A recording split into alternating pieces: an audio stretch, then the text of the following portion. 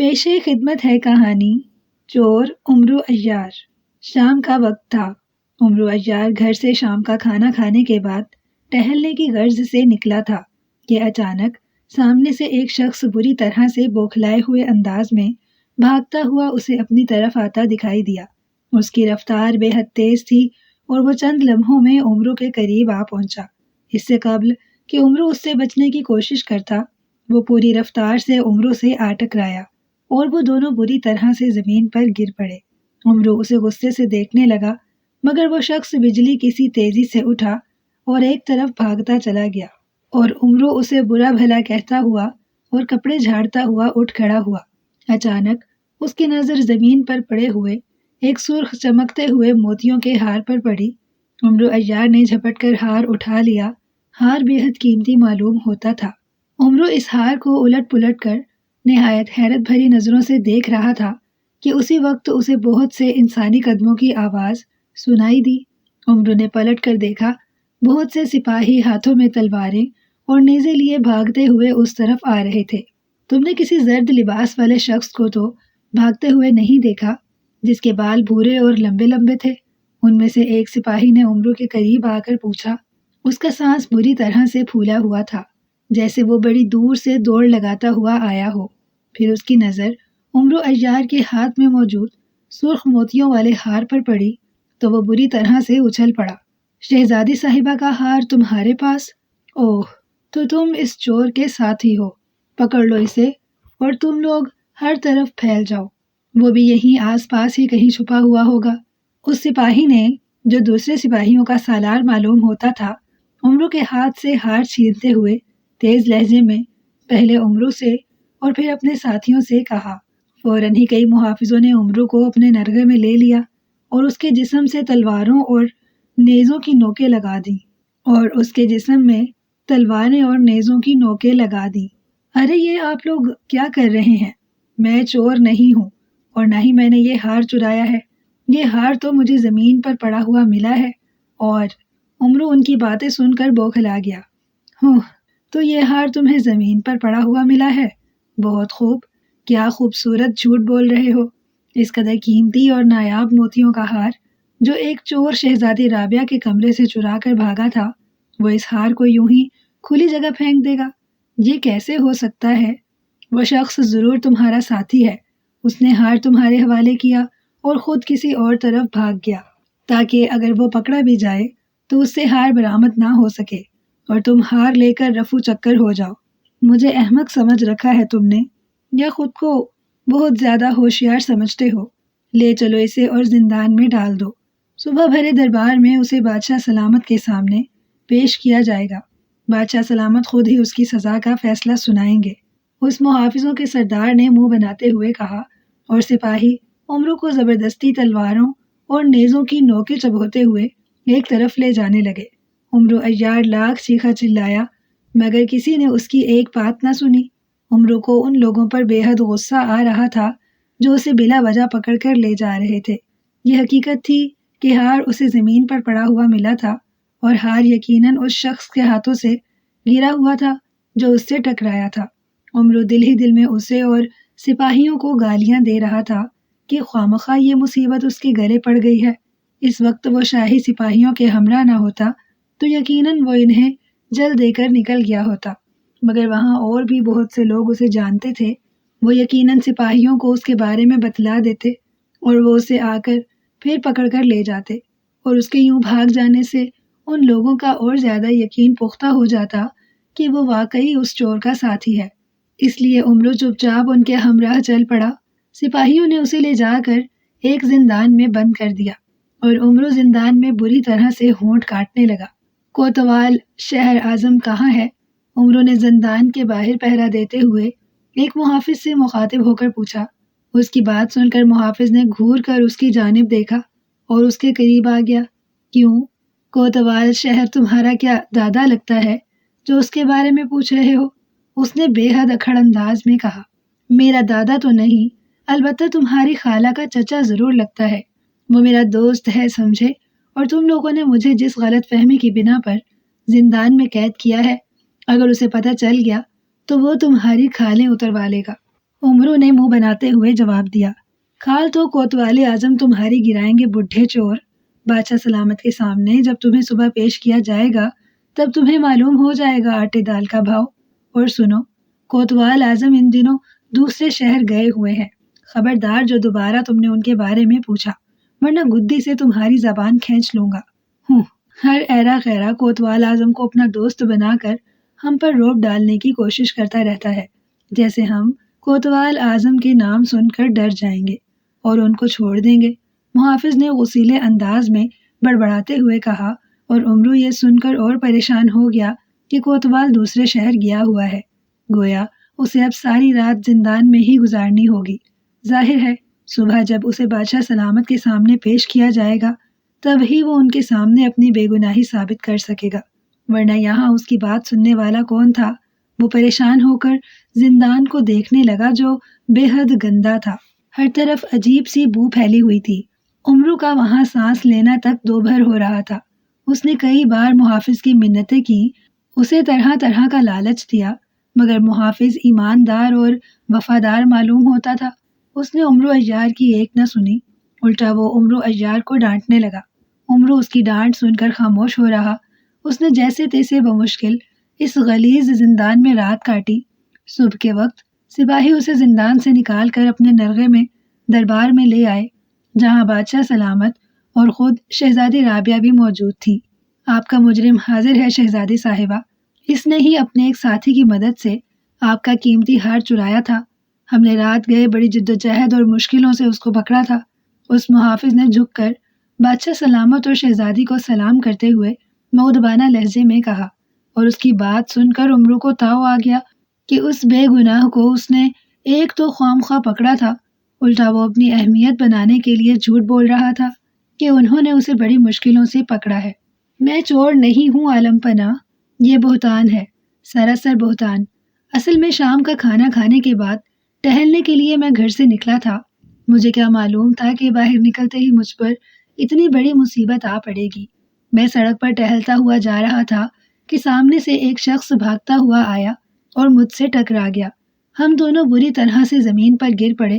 وہ تو اٹھ کر جلدی سے بھاگ گیا، مگر جب میں اٹھا تو میری نظر اس ہار پر پڑی۔ میں ابھی حیرانی سے اس ہار کو دیکھ ہی رہا تھا کہ سپاہی پہنچ گئے اور میرے ہاتھ میں ہار دیکھ کر انہوں نے مجھے ہی چور سمجھ لیا اور خامخواہ مجھے پکڑ کر زندان میں لا پھینکا۔ عمرو نے اپنی صفائی پیش کرتے ہوئے کہا، یہ جھوٹ کہہ رہا ہے عالم پناہ، ہم نے اس کے دوسرے ساتھی کو بھی پکڑ لیا ہے۔ رات کو ہی وہ ہماری گرفت میں آ گیا تھا۔ اس نے ہمیں بتا دیا ہے کہ اس نے راستے میں ہار کسی شخص کو دے دیا تھا، وہ ہار اس شخص سے ہمیں ملا ہے۔ اس کے علاوہ اس چور کا اور کون ساتھی ہو سکتا ہے؟ اس محافظ نے عمرو عیار کی جانب غصیلی نظروں سے دیکھتے ہوئے کہا۔ بادشاہ سلامت نے کہا، اصل چور کو ہمارے حضور پیش کیا جائے، اگر اس چور نے اس کو پہچان لیا تو ہم دونوں کو برابر کی سزا دیں گے۔ بادشاہ سلامت نے اس بات میں سر ہلاتے ہوئے کہا اور سپاہی جواباً سر ہلا کر واپس چلا گیا۔ چند لمحوں بعد وہ ایک لمبے تڑنگے نوجوان کو لیے دربار میں داخل ہوا۔ اس نے سفید رنگ کا گھٹنوں تک لمبا لباس پہن رکھا تھا، پاؤں میں چمڑے کی پٹیوں والے جوتے تھے، اس کے بال بھورے اور لمبے تھے، جسے ماتھے پر اس نے سرخ پٹی سے باندھ رکھا تھا۔ چور حاضر ہے عالم پناہ، یہی شخص رات کو شہزادی صاحبہ کے کمرے سے ہار چرا کر فرار ہوا تھا۔ راستے میں اس نے ہار اپنے کسی ساتھی کے سپرد کیا اور خود بھاگ گیا، مگر ہمارے جیالے اور ذہین ساتھیوں نے اسے تلاش کر لیا۔ محافظ نے مؤدبانہ لہجے میں جواب دیتے ہوئے کہا، تو تم اقرار کرتے ہو کہ ہار تم نے چرایا تھا؟ بادشاہ سلامت نے اس نوجوان کی جانب دیکھتے ہوئے تیز لہجے میں پوچھا۔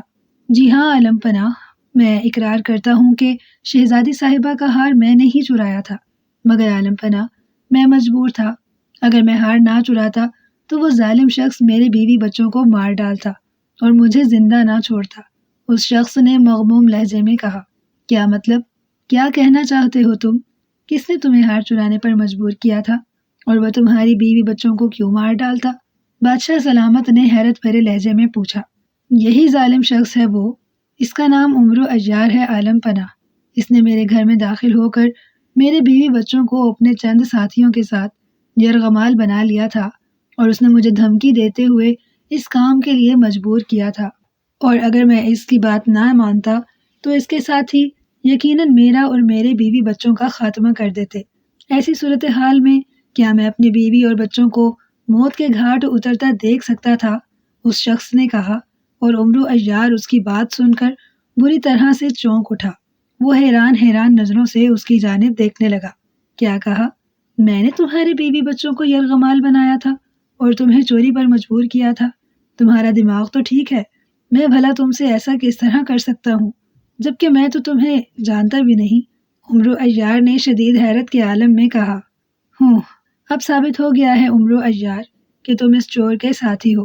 اس نے تمہیں پہچان لیا ہے اور ہمیں اس بات پر شدید حیرت ہو رہی ہے کہ تم جیسا معصوم نظر آنے والا ایک بوڑھا انسان ایک نوجوان کے گھر میں گھس کر اس کے بیوی بچوں کو یرغمال بنائے گا اور انہیں قتل کی دھمکی دے کر ہار چوری کرانے پر مجبور کرے گا۔ اگر تمہیں اس ہار کی ضرورت تھی تو تم ہمیں آ کر کہتے، ہم خود شہزادی سے یہ ہار لے کر تمہیں دے دیتے۔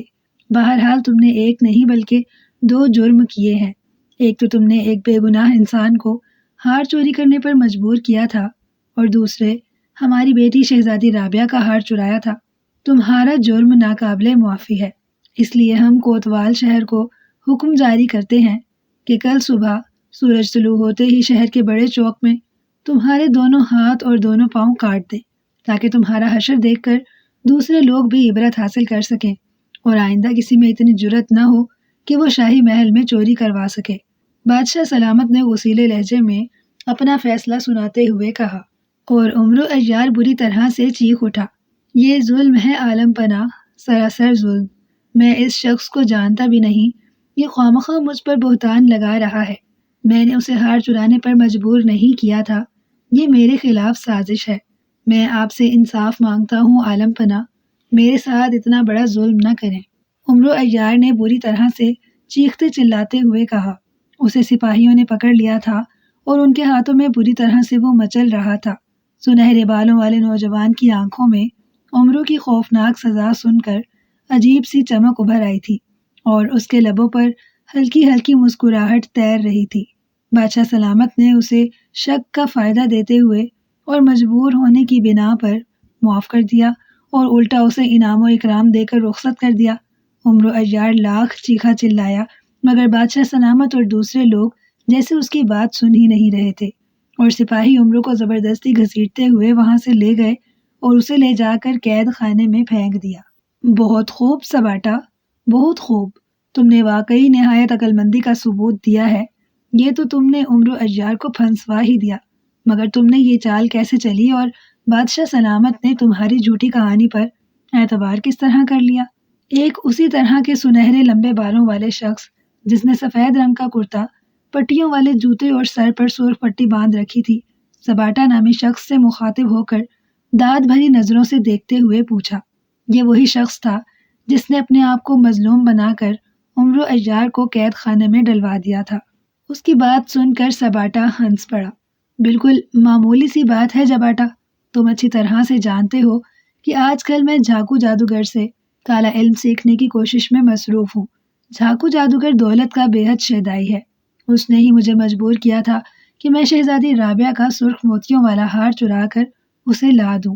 ایک روز میں کسی نہ کسی طرح شہزادی رابعہ کے کمرے تک پہنچنے میں کامیاب ہو گیا۔ میں نے ہار بھی حاصل کر لیا تھا، مگر واپسی پر ایک محافظ کی مجھ پر نظر پڑ گئی۔ اس نے شور مچا کر دوسرے محافظوں کو چوکنا کر دیا اور سپاہی میرے پیچھے بھاگ پڑے۔ راستے میں ایک شخص مجھ سے ٹکرا گیا، شاید اسی وقت ہار میرے ہاتھ سے چھوٹ کر وہیں گر پڑا تھا۔ میں بھاگ کر اپنے استاد جادوگر کے پاس پہنچا اور اسے ساری بات بتا دی۔ اس نے ذرا بھی برا نہ منایا اور اس نے مجھے بتایا کہ جس شخص سے میں ٹکرایا تھا وہ اصل میں اس شہر کا مشہور آدمی عمرو عیار ہے۔ ہار اس کے پاس سے برآمد ہوا ہے اور سپاہی اسے پکڑ کر لے گئے ہیں۔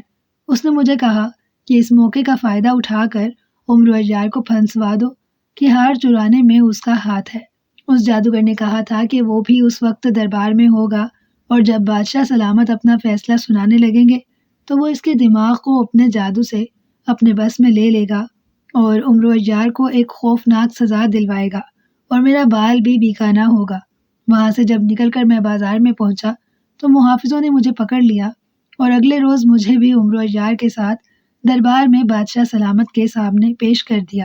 سنہرے بالوں والے سباٹا نے مسکراتے ہوئے کہا اور اس کا ساتھی جباٹا اس بات میں سر ہلانے لگا جیسے وہ سباٹا کی ساری بات سمجھ گیا ہو۔ تو یہ بات ہے، معلوم ہوتا ہے جھاکو جادوگر کی اس عمر و عیار سے کوئی پرانی دشمنی ہے جو اس نے اسے یوں پھنسوا کر بادشاہ سلامت سے خوفناک سزا دلوائی ہے۔ بہرحال ہمیں اس سے کیا، وہ جانے اور عمرو جانے، ہمیں تو اپنے کام سے مطلب ہے۔ تم بس کسی طرح سے کالا علم حاصل کر لو، اس کے بعد ہمارا کام اور زیادہ آسان ہو جائے گا اور ہمیں اتنی تکودو نہ کرنا پڑے گی، جباٹا نے پرخیال انداز میں کہا اور سباٹا اس بات میں سر ہلانے لگا۔ زاراٹا کہاں ہے؟ نظر نہیں آ رہا، سباٹا نے جباٹا کی جانب دیکھتے ہوئے پوچھا۔ اسے میں نے ایک کام کے سلسلے میں شہر بھیجا ہوا ہے، ویسے بھی وہ اس غار میں رہتے رہتے تنگ آ گیا تھا، میں نے اسے اجازت دے دی تھی کہ وہ کچھ دیر باہر جا کر گھوم پھر آئے، ویسے بھی آج ہمارے آرام کا دن ہے، اس روز ہمیں کوئی کام کاج تو ہوتا نہیں، خواہ مخواہ یہاں پڑے رہنے سے فائدہ کیا؟ جباٹا نے جواب دیا اور سباٹا نے سر ہلا دیا۔ تم ٹھیک کہتے ہو جباٹا، اس غار میں رہتے رہتے ویسے بھی ہمارے دل اچاٹ ہو گئے ہیں، بہرحال ہمیں یہاں انسان بن کر اپنی مدت تو پوری کرنی ہی ہے، جب تک ہماری سزا معاف نہیں ہو جاتی ہمیں اس دنیا کی قید کی زندگی تو گزارنا ہی ہوگی۔ سباٹا نے اس بار قدرے غمگین لہجے میں کہا۔ تم گھبراؤ نہیں سباٹا، ہم اتفاقاً ہی کالے بادشاہ کے داؤ میں آ گئے تھے جو اس نے ہمیں ساری دنیا سے نکال کر اس دنیا میں لا پھینکا۔ اس وقت اگر ہمارا وار چل جاتا تو کوہکاف پر کالے جن بادشاہ کے بجائے ہماری حکومت ہوتی، صرف ہماری، مگر افسوس اس نے اچانک ہی ہم پر جادوگر جن کی طاقت کا وار کر دیا جس کی وجہ سے ہم نادانستگی میں مار کھا گئے اور ہمیں بھاگ کر اس انسانی دنیا میں آنا پڑ گیا۔ بہرحال اب بھی کچھ نہیں بگڑا، ہم تینوں جن بھائی زندہ سلامت ہیں، یہ الگ بات ہے کہ اس دنیا میں ہمیں انسانی روپ میں رہنا پڑ رہا ہے اور ہمارے پاس کسی قسم کی کوئی طاقت بھی نہیں ہے، مگر بہت جلد ہمیں اس دنیا کی قید سے آزادی ملنے ہی والی ہے۔ اس بار ہم پوری قوت سے کالے بادشاہ پر حملہ آور ہوں گے اور وہ 1000 جادوگر جنوں کی طاقت سے بھی ہمارا راستہ نہیں روک سکے گا، اور پھر ہم کوہکاف پر 3 بھائیوں کا ہی قبضہ ہوگا۔ جباٹا جن کہتا چلا گیا، اس کا چہرہ جوش و غصے سے تمتما رہا تھا۔ ہاں، یہ تب ہی ممکن ہے جب ہمیں نہ صرف ہمارا جنوں والا اصل وجود مل جائے اور ہماری ساری قوتیں ہمارے پاس واپس آ جائیں، اور اصل روپ اور طاقتیں واپس حاصل کرنے کا ہمارے پاس صرف ایک ہی ذریعہ ہے، اور وہ، ابھی اس نے اتنا ہی کہا تھا کہ اسی وقت باہر سے تیز تیز قدموں کی آواز سنائی دی۔ وہ دونوں چونک پڑے۔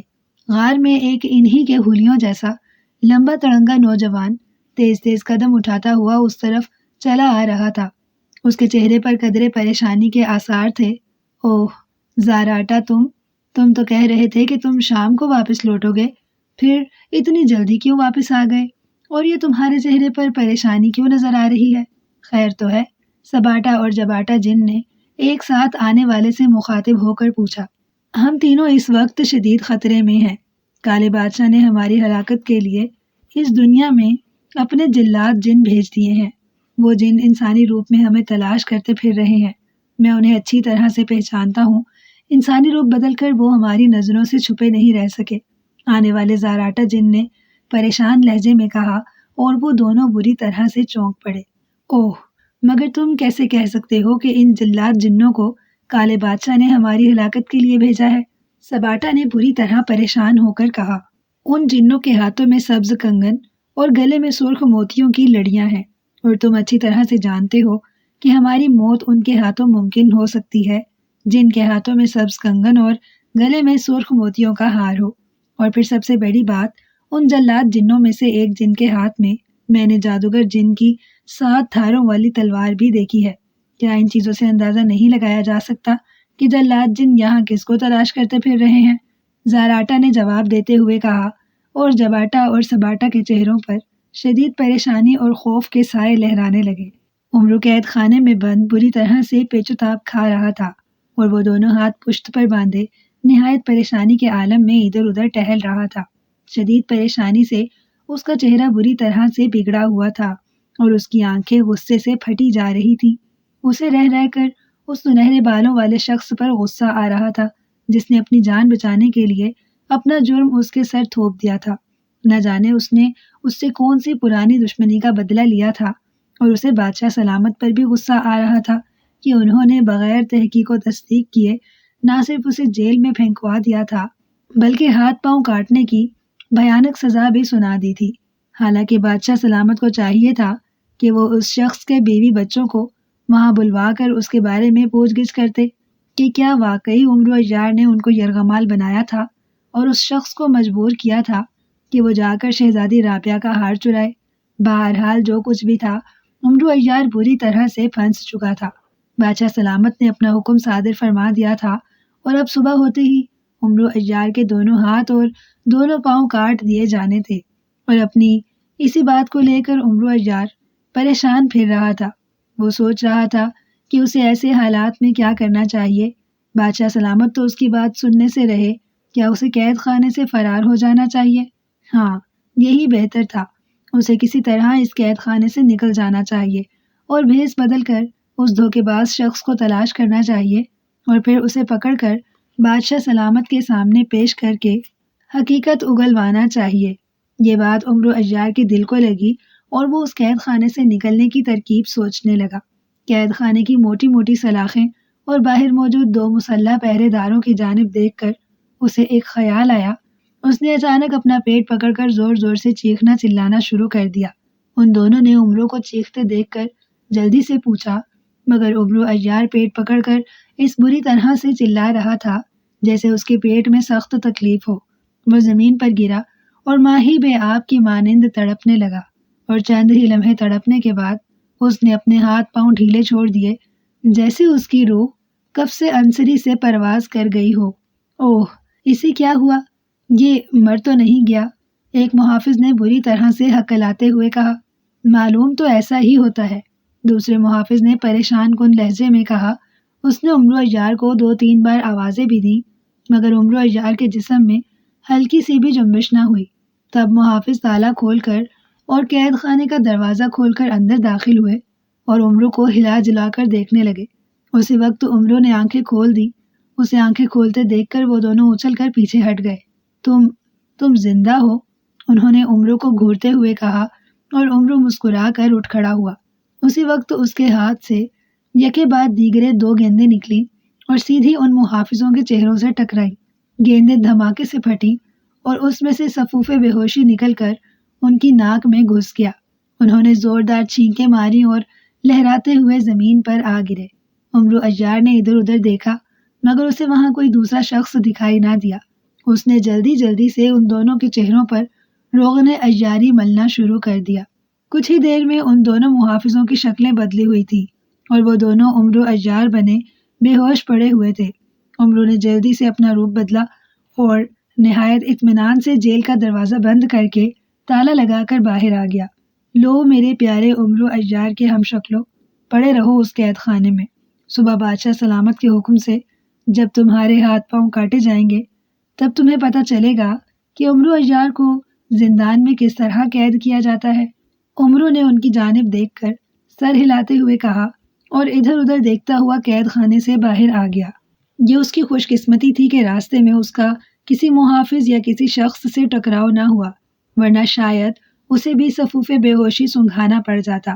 عمرو نہایت اطمینان سے قید خانے سے باہر آ گیا۔ وہ اب شاہی محل کی جانب جا رہا تھا۔ اصل میں بادشاہ سلامت سے انتقام لینا چاہتا تھا، جنہوں نے اسے بلا وجہ چور بنا کر زندان میں ڈال دیا تھا۔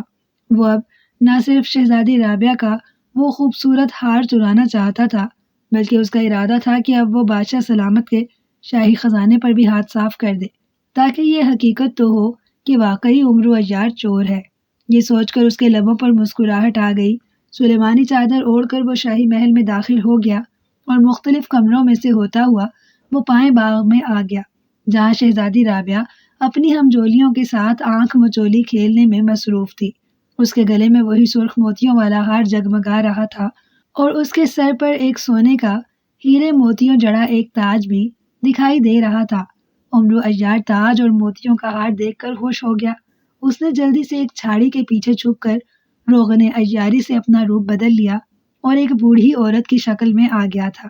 بوڑھی عورت بن کر اس نے اچانک زور زور سے رونا شروع کر دیا اس کے رونے اور بین کرنے کی آواز سن کر شہزادی رابعہ اور اس کی سہیلیاں چونک پڑی۔ یہ کون رو رہا ہے؟ شہزادی رابعہ نے ایک سہیلی سے مخاطب ہو کر حیرانی سے پوچھا۔ معلوم نہیں شہزادی صاحبہ، آواز سامنے پودوں کی جانب سے آ رہی ہے۔ ٹھہریے، میں دیکھتی ہوں، اس کی سہیلی نے کہا، اور شہزادی رابعہ نے اس بات میں سر ہلا دیا اور سہیلی تیز تیز قدم اٹھاتی ہوئی اس طرف آ گئی جہاں عمرو عیار بوڑھی عورت بنا بین کر رہا تھا۔ کون ہو تم بڑی اماں، اور اس بری طرح سے کیوں رو رہی ہو؟ شہزادی کی سہیلی جس کا نام سنبل تھا، اس نے حیرت سے عمرو عیار کی طرف دیکھتے ہوئے کہا، تم کون ہو؟ کیا تم شہزادی ہو؟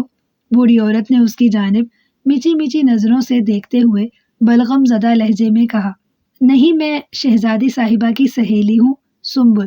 مگر تم شہزادی صاحبہ کے بارے میں کیوں پوچھ رہی ہو؟ سنبل نے حیران ہوتے ہوئے پوچھا۔ میں اس سے ملنا چاہتی ہوں، تم مجھے اس کے پاس لے چلو، میں تمہارے بچوں کو ساری عمر دعائیں دیتی رہوں گی۔ اگر تمہاری شادی نہیں ہوئی تو اپنی شادی کی دعائیں مانگتی رہوں گی تاکہ میری شادی تم سے ہو جائے۔ اوہ نہیں، تمہاری شادی مجھ سے ہو جائے۔ اب تو خوش ہو، اسی خوشی میں مجھے شہزادی صاحبہ کے پاس لے چلو۔ عمرو نے اس کے قریب آ کر اس کے سر پر پیار سے ہاتھ پھیرتے ہوئے کہا، شہزادی صاحبہ سے تمہیں کیا کام ہے؟ اگر تمہیں کسی چیز کی ضرورت تھی تو تم بادشاہ سلامت سے ملتی، وہ خود ہی تمہاری مدد کر دیتے۔ اس طرح تم کیسے آ گئی ہو اور تمہاری شادی مجھ سے کیسے ہو سکتی ہے؟ سنبل نے برا سا منہ بناتے ہوئے کہا، ہائے ہائے، میں موٹے بادشاہ سے ملوں؟ اس عمر میں تمہارے بادشاہ سے ملتے کیا میں اچھی لگوں گی؟ نہیں، تم بس مجھے شہزادی سے ملا دو، میں اس سے بڑی ضروری بات کرنا چاہتی ہوں، اور شادی بھی ہو سکتی ہے اگر چاہو تو۔ عمرو نے باقاعدہ شرمانے کی اداکاری کرتے ہوئے کہا، کیا بات ہے سنبل، کون ہے؟ تم واپس کیوں نہیں آ رہی؟ اچانک شہزادی رابعہ نے چیخ کر سنبل کو آواز دی، ارے یہ تو میری بچی شہزادی رابعہ کی آواز ہے، تو وہ یہاں ہے، پرے ہٹ، میں خود ہی اس سے مل لیتی ہوں۔ عمرو نے پوپلا سا منہ بنا کر خوش ہوتے ہوئے کہا اور سنبل کو دھکیل کر لڑکھڑاتے قدموں اور لاٹھی ٹیکتے ہوئے اس طرف بڑھتی چلی گئی جس طرف شہزادی رابعہ موجود تھی۔ شہزادی، میری بیٹی، ہائے میری بچی، دہائی ہے شہزادی۔ عمرو نے اس کی طرف بڑھتے ہوئے روتے ہوئے دہائی دینا شروع کر دی۔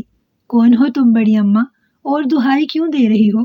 شہزادی رابعہ نے حیران ہو کر اس بوڑھی عورت کی جانب دیکھتے ہوئے پوچھا۔ شہزادی، میری بچی، میری بیٹی کی جان بچا لو، وہ میری بچی کو جان سے مار ڈالیں گے، وہ بے حد ظالم اور خطرناک لوگ ہیں۔ وہ عمرو نے بری طرح سے روتے ہوئے کہا، کون مار ڈالیں گے تمہاری بیٹی کو؟ کہاں ہے وہ؟ شہزادی رابعہ نے چونکتے ہوئے کہا، وہ ڈاکو ہیں بیٹی، میں جنگل کے آخری سرے پر رہتی ہوں، وہ منہ پر کالے نقاب ڈالے آئے تھے اور میری اکلوتی معصوم اور ننھی سی بچی کو زبردستی اٹھا کر اپنے ساتھ لے گئے تھے۔ انہوں نے کہا تھا کہ اگر میں انہیں 10 لاکھ سونے کی اشرفیاں لا کر دوں گی تب وہ میری بچی کو میرے حوالے کریں گے، اور اگر 3 دن کے اندر اندر میں نے 10 لاکھ اشرفیاں انہیں نہ دی تو وہ میری بچی کا گلا دبا دیں گے۔ ہائے شہزادی، میں کیا کروں؟ میں سارا دن مشکل سے لکڑیاں کاٹ کاٹ کر روز کے 2-3 دینار کماتی ہوں، سونے کی 10 لاکھ اشرفیاں میں انہیں کہاں سے لا کر دوں؟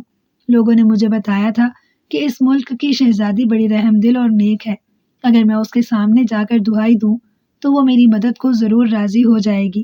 شہزادی صاحبہ، میں آپ کے پاؤں پڑتی ہوں، آپ کے سر پر موجود سنہرے تاج کی قسم کھاتی ہوں کہ میں جھوٹ نہیں کہہ رہی۔ خدا کے لیے آپ 10 لاکھ اشرفیاں دلا دیں یا 10 لاکھ اشرفیوں کے برابر کوئی چیز ادھار دے دیں، میں آپ سے وعدہ کرتی ہوں کہ میں ہر ماہ آپ کو 3 دینار دے کر 50-60 سالوں میں آپ کا سارا قرض واپس اتار دوں گی۔ عمرو نے روتے ہوئے کہا تو اس کی بات سن کر شہزادی کے لبوں پر مسکراہٹ آ گئی۔ اچھا، تو یہ بات ہے، اگر ہم سپاہی بھیج کر ان ڈاکوؤں کو پکڑوا لیں اور تمہاری بیٹی واپس لا دیں تو کیا یہ زیادہ بہتر نہیں رہے گا؟ شہزادی رابعہ نے مسکراتے ہوئے کہا اور عمرو عیار زور زور سے نفی میں سر ہلانے لگا۔ ہائے، ایسا غضب نہ کیجیے گا شہزادی صاحبہ، ورنہ وہ ظالم میری بیٹی کا سر تن سے جدا ہی کر دیں گے، عمرو نے کہا، اور شہزادی زور سے ہنس دی۔ اس نے اپنے گلے سے موتیوں والا ہار اتارا اور اس کی طرف بڑھا دیا۔ فی الحال ہمارے پاس 10 لاکھ اشرفیاں تو نہیں ہیں، یہ قیمتی ہار ہے، یہی لے جاؤ، شاید اس سے تمہاری مشکل حل ہو جائے گی۔ شہزادی رابعہ نے ہار امرو کی جانب بڑھاتے ہوئے کہا، اور امرو نے جلدی سے اس کے ہاتھ سے ہار جھپٹ لیا۔ ہار؟ ہائے ہائے، یہ موا تو معمولی سا ہار ہے، اس کی تو بس 1,00,000 اشرفیاں ہی ملیں گی۔ بیٹی ذرا یہ اپنا تاج تو دکھانا۔ امرو نے پہلے منہ بنا کر اور پھر شہزادی کے تاج پر نظریں جماتے ہوئے کہا، اور شہزادی رابعہ نے ہنستے ہوئے اپنا تاج بھی اتار کر اسے دے دیا۔ ہاں، اب ہو جائیں گی 2,00,000 اشرفیاں۔ خدا تمہارا بھلا کرے شہزادی، اپنے یہ کنگن، یہ انگوٹھیاں بھی مجھے دے دو، اللہ تمہیں اور دے دے گا۔ امرو نے اسے دعائیں دیتے ہوئے کہا، اور شہزادی نے اسے انگوٹھیاں اور کنگن بھی دے دیے۔ مگر امرو اسی پر بھلا بس کس طرح کرنے والا تھا۔ اس نے رو رو کر شہزادی کی سہیلیوں اور کنیزوں کی بھی قیمتی چیزیں اتروا لی۔ اس سے قبل کہ وہ وہاں سے واپس جاتا، وہاں ایک دھماکہ ہوا اور ایک عجیب بھیانک شکل والا بوڑھا شخص نمودار ہوا۔ اس کے سفید بال بے حد لمبے لمبے تھے۔ اس کے لباس پر ہڈیوں اور کھوپڑی کا جادوگروں والا مخصوص نشان بھی بنا ہوا تھا، اور اس کے ہاتھ میں کسی جانور کی پرانی سی ہڈی بھی تھی۔ اس جادوگر کو دیکھ کر نہ صرف شہزادی رابعہ، اس کی سہیلیاں، بلکہ امرو عیار بھی بوکھلا گیا۔ جھاکو جادوگر؟ امرو عیار کے منہ سے نکلا۔ ٹھیک اسی لمحے نمودار ہونے والے جادوگر نے ہڈی کا رخ امرو کی جانب کیا، اور ہڈی کے سرے سے سفید گھومتا ہوا ایک دائرہ نکلا اور امرو کے جسم سے تیزی سے ٹکرایا۔ امرو کو ایک زوردار جھٹکا لگا اور وہ اپنی جگہ سے کئی فٹ اونچا اچھل کر دور جا گرا۔ اس کے منہ سے دل خراش چیخ نکل گئی تھی۔ اسے یوں محسوس ہوا تھا جیسے اس کے جسم میں آگ لگ گئی ہو۔ تیز جلن کی وجہ سے اس کے منہ سے نہ رکنے والی چیخوں کا طوفان شروع ہو گیا۔ شہزادی رابعہ کو اپنے چہرے پر پانی کے قطروں کی ٹھنڈک کا احساس ہوا تو اس نے جلدی سے آنکھیں کھول دی۔ اس کے سامنے ایک بھیانک شکل والا بوڑھا جادوگر کھڑا تھا، جس کے ہاتھ میں پانی کا ایک کٹورا تھا جس سے وہ اس پر چینٹے پھینک رہا تھا۔ یہ وہی جادوگر تھا جو اچانک اس کے پائیں باغ میں نمودار ہوا تھا، اور اس کے آتے ہی شہزادی رابعہ کے ذہن میں تاریکی بھر گئی تھی اور وہ بے ہوش ہو کر گر گئی تھی۔ تم کون ہو اور یہ کون سی جگہ ہے؟ کون لایا ہے مجھے یہاں؟ یہ ہمارا محل تو نہیں ہے، شہزادی رابعہ نے بڑے گھبرائے ہوئے لہجے میں ادھر ادھر دیکھتے ہوئے کہا۔ اس کے لہجے میں بے پناہ پریشانی ٹپک رہی تھی۔ یہ تمہارا نہیں، ہمارا محل ہے شہزادی رابعہ۔